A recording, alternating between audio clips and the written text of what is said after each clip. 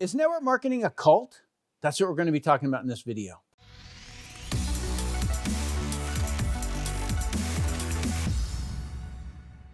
All right, so there was an article in the Washington Post newspaper that mentioned cult a couple of times. And so I want to read this to you so you can get it in context. It's all there, the exaggerated claims of success for everyone and the nonstop need to make the sale, all carried out with a cult-like fervor. All right, that was one reference. The other one was salespeople, per this company, are instructed to stay away from negative and closed-minded people who try to convince you that there is no opportunity for you. This is more than a con, it's a cult. Okay, well, I was curious, what kind of cult? Okay, so let's look this up in the dictionary. Collins is my favorite dictionary. And definition number one of cult is a system of religious worship or ritual. Well, it's not that. Number two, devoted attachment to or extravagant admiration for a person, principle, or lifestyle. Okay, and so that's probably more like it, right? So that we believe in a principle of owning our own business, right? And so it's a devoted attachment to owning our own business or gaining a lifestyle, something like that. Number three is a group of followers, right? Well, that's kind of, that would be the people who are following, I guess, the cult leader in a situation. So I don't really think that works out. But I also decided to look up the word culture. The culture of a particular organization or group consists of the habits of the people in it and the way they generally behave. And I was like, wow, that fits a whole lot more about activities that I've seen for the last 30 years.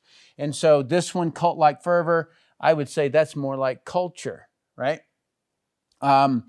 This one, this is more than a con, it's a cult. That's more like culture. Okay, so what is the person talking about here? Is that, that there was a pamphlet that suggested that the person stay away from negative people. And this lady says that's more than a con, it's a cult. All right, well, I'll tell you that even with my son, my 7-year-old son, I'm going to tell him to stay away from negative people, all right? Because number one, they're horrible to be around. And they end up, like stealing your ambitions. Not that they want to use them or do them, they want to take them away, all right? And then when people tell you that you can't do something, you shouldn't do something or something like that, and I'm talking about something that's obviously proactive, wanting to accomplish something. And so if somebody tells you not to do it, I would tell my son to stay away from them. They're not your friend. There is a dividing line. There is no two ways about it. There is a dividing line. There are people who like to uplift and push you towards your goals. All right? And there are people who don't want you to achieve your goal. They don't want you to rise up, and they're afraid that you're going to rise up and out. All right? Or that if you succeed, what does that make them look like? All right? And so there are people around this earth that like to drag people down. They like to try to steal other people's dreams and admiration or ambitions. And it's just a fact. You can look around and see it all the time. Okay? So this happened to me. Okay? And it's the reason that I'm so adamant with my sons is that when I was a kid, my dad was in construction, and I used to, and I got a dowel, and I cut off part of two sticks of a dowel, and I sanded them off, and I used to beat on everything in the house. Okay, I was playing the drums all over the place. Never had a lesson or anything like that. I just loved to just beat around on things. I'd put carpet over the top of stuff and have, the bass and the, pots and pans and all kinds of things, right? And this guy named Todd Crane, who lived up the street from me, he was a year older than me, and he saw me doing that. And he said, he goes, "Do you want to be a drummer?" And I said, "Yeah, I'm going to be a drummer." And he could tell I was really excited about it. And he goes, "Well, you have to have natural ability." I said, what do you mean natural ability? And he said, all right, so beat with one rhythm with your hands and then do a different rhythm with both feet. And there was 3 rhythms. And so, you know, like I tried to do it just like that. And he goes, you don't have the natural ability. You won't be a drummer. Just like that. The whole dream was gone, right? I was like completely invalidated that I could never do that. Now, I wasn't trying to be Neil Peart, okay? So this is, if you want to hear a cool song, it's Rush. Tom Sawyer is the name of the song. The band was Rush. And this guy's drum set, you know, like he like went around the moon or around the world playing his drums. And it was the coolest thing I'd ever seen in my whole life. And so I used to dream of that, of just playing the drums. I wasn't trying to be him. I just wanted to play the drums. All right. And so like that, I allowed him to take that dream right out of my heart. Okay. And so I don't want that to ever, it won't happen to me again, because I could care less about what people's opinions of me are. Or when they say something like that, I've seen too many people who are really, really short and in the NBA. I've seen too many really small people who are in the NFL. I've seen every kind of thing. And so if somebody has an ambition, I'm always praising that. Go after it. You know, how can I help you? Right? So that's the attitude that I have. And so I don't call that a cult at all. I call it a culture. You ever been to a ball game? You want to see culture. Is that normal? Of course it is. Right? A lot of times people think anytime a bunch of people are excited, then it's a cult. How sad. In other words, enthusiasm is infectious. So is being a jerk. So is being bored. So is all of it, right? And so if you had a choice, you know, like I love when people get fired up, right? These people over here, we won't stop. Is that a cult because they're, you know, like wanting the team to win? That's a culture of winning is what that is. It's a culture of enthusiasm.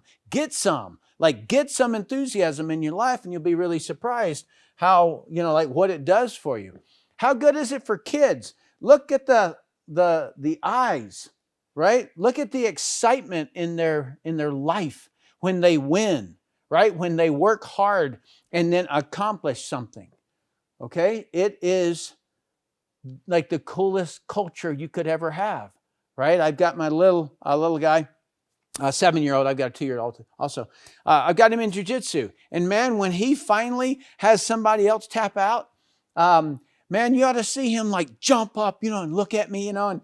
And so that's the essence, right? Like that is where the fun is. These guys here, those guys rock, all right? They act like a bunch of kids out on the field, all right? Full of enthusiasm. That's the culture of winning, all right?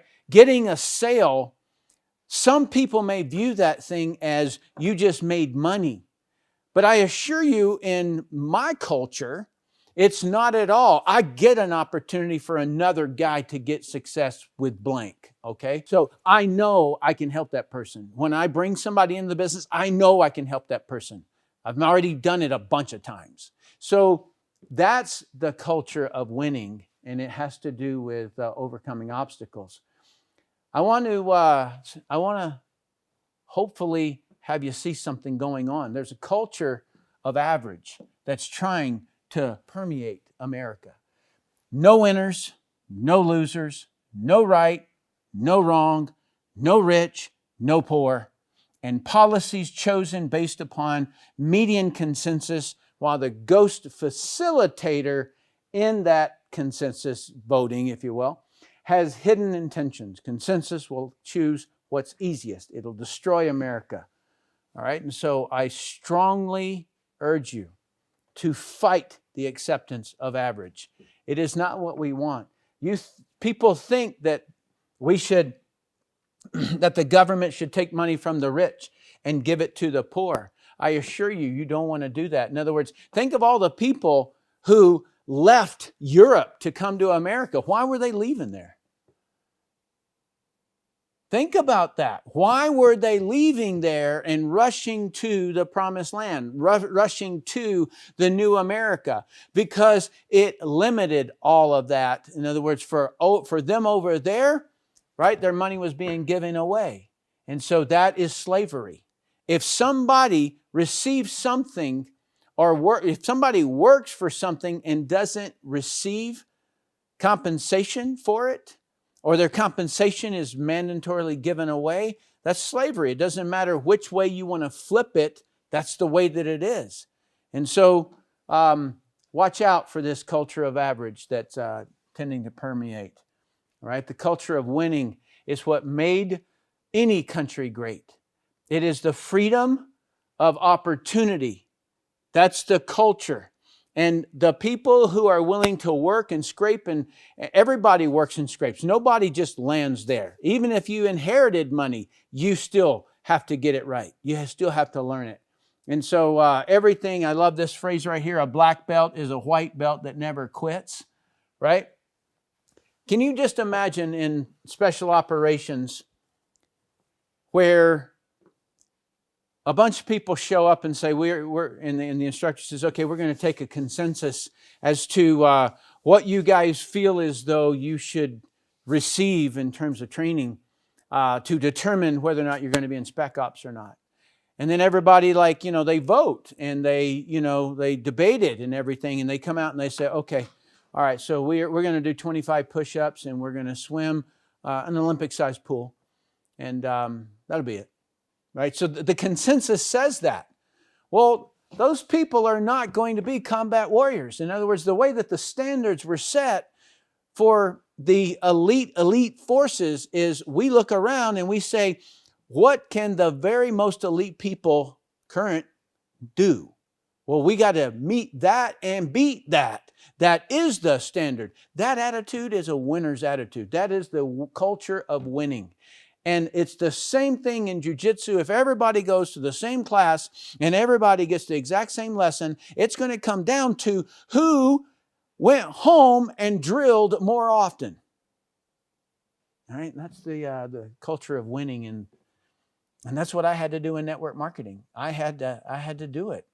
But was it worth it? You bet it was. All right, and so this network marketing is not a cult. It has a culture of winning. Comment down below and let me know what you think. I really appreciate it. I'm Tim Sales.